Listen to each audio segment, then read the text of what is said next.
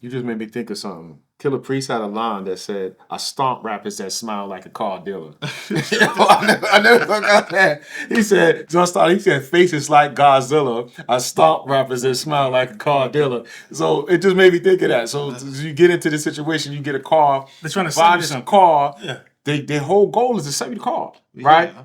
As soon as you drive the car off the lot, it lose value. What's it? Soon as the car come off the lot. Just say the same thing for some houses too now, man. Like Houses are overpriced. Yeah, I'm gonna houses say are that. definitely like- overpriced. But the housing market, and you're talking about a lot of people, like especially in our community, we had things of like redlining. We couldn't get loans for certain neighborhoods, and we weren't allowed to go into certain neighborhoods because it was discrimination and all these things, and kept us away from some type of finances and economic growth. So I mean, to combat all that stuff and to get around it, we created our own stuff. We had the Black Wall Street, we had this, and we got to get back into that kind of mindset. Yeah. Well, we gotta get a new Black Wall Street. Yeah. You know, With the new generation. Yeah, definitely with the new generation. 'Cause I Right, think we're trying to use old tactics for a new game. Right. Like and it's not working. You got to update your game. Most Def, Yassine Bey said it's just a better built bird trap, right? Right. That's real talk. So now the stuff that I went through is been version 6.0 now. Right? They perfected the mouse trap. They perfected the bird cage, right?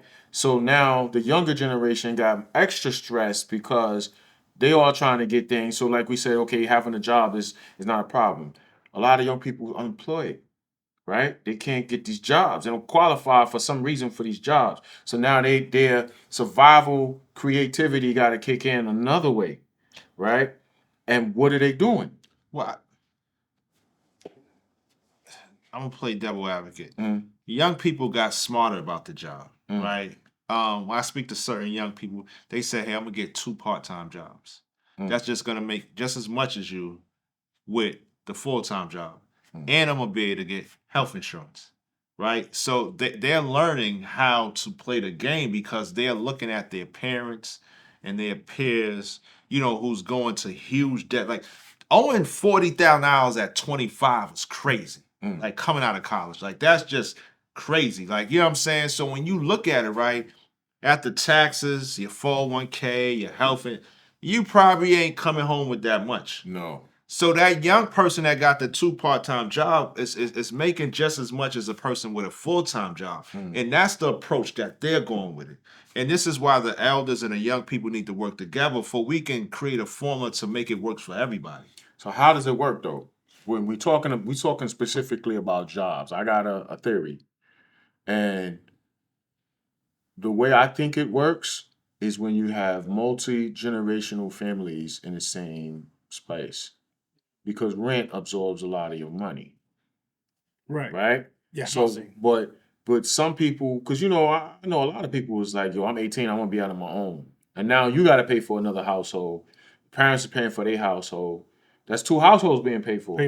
But that's another thing about housing, and especially with our community, because the rate of home ownership has risen, but not within Black families. Right. So the problem again, is about teaching about what's the benefits, and this is how a lot of so-called Americans have gained wealth, is by having property and owning something, and so they can pass it on, and they use their house as leverage and all the stuff to get loans or to refinance and all these other things. So they use it as an economic strategy, and we need to be taught and learn this game about owning stuff, and so you can have generational wealth when you build. What's the reason that you would say that a lot of Black people don't have this? Like, what's the opposition to us? Well, it's an attack on Black families, first of all, right? So if you single, you can get a house,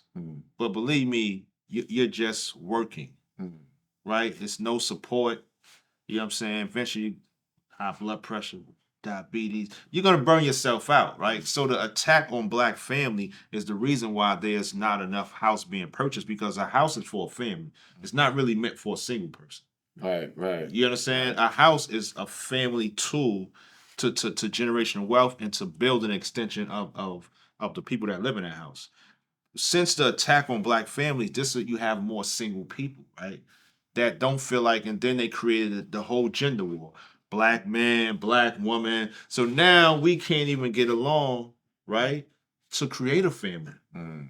And then you add on all the other isms Mm. to demasculation of the black man. You understand?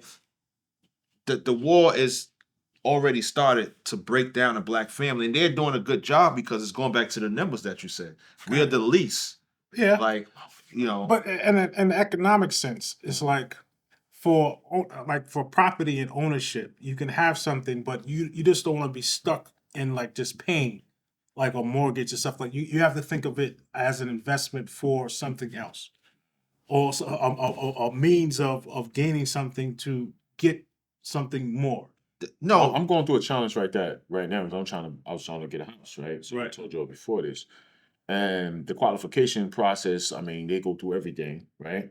This is the bank doing it, but they say, oh, we're gonna offer you, X amount of dollars, and then they hike the interest rate up. Mhm. Now, I told you my credit's pretty good. Hike the interest rate up. Now the new offers that came after that, higher interest rate. Oh, well, you got to get a lesser value of a house. You got to kind of, this is the conversation. Oh, we're gonna show you houses in Westchester now. Like Different tax hours bracket. hours away from the city, Right. and I'm saying like, yo, there's no train that go out there. Like, how my wife gonna get to work, right? But these conversations, but then the most disturbing thing. So with all of this in play,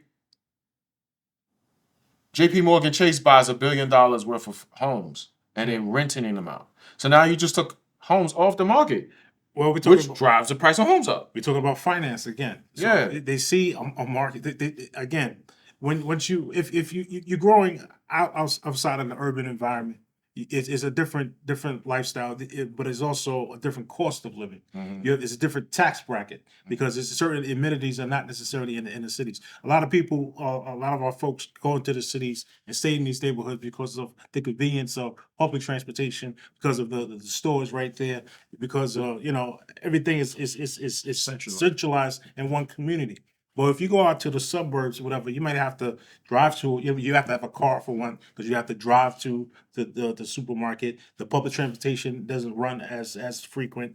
There's different amenities that you're gonna have to try to deal with. well, that's one This of the this is reasons. talking about the money. Right. What is the money coming in, and how much you're spending for all these different types of resources. Well, that's one of the reasons for gentrification, right? Because they realize like the average house now, if you get a house now, is a 30-year mortgage, right? That's like the average going thing. So as you get older, your salary might don't double, but the value of the house stays the same. Or even if it goes up. Mortgage is worth. When you look at the house thing, the depreciation of houses decrease. You know what I'm saying? But they still was paying the same old value, even though it